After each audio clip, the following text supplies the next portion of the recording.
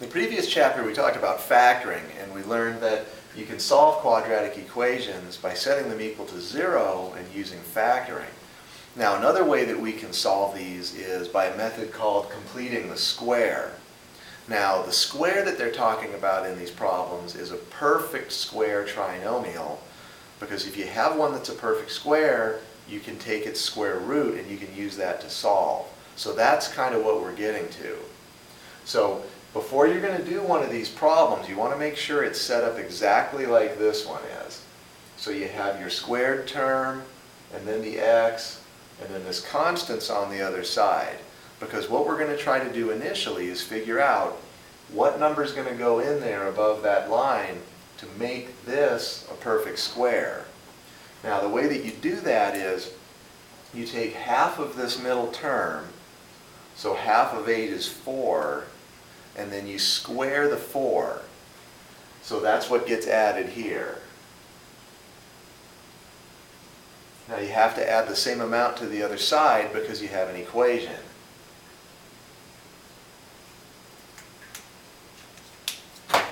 Now 4 squared equals 16.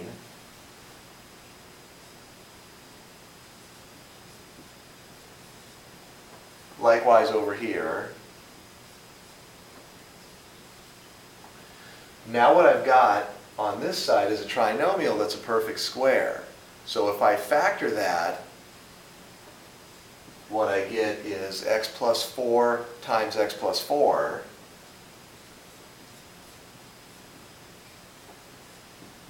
And when I add these numbers together, I get positive 4. This is x plus 4 squared.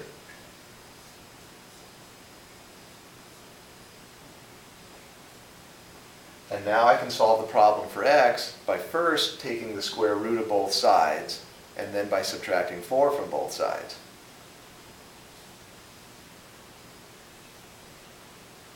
The square root of x plus 4 squared is just x plus 4.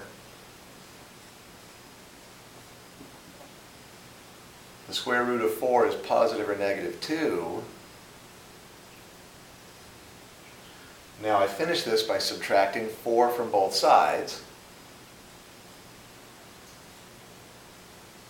And then I have to interpret the answers. I'm still going to get 2 answers because of the positive or negative 2. So one of the answers is going to be positive 2 minus 4, and the other answer is negative 2 minus 4.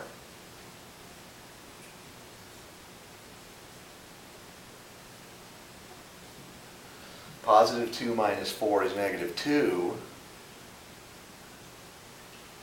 and negative 2 minus 4 is negative 6.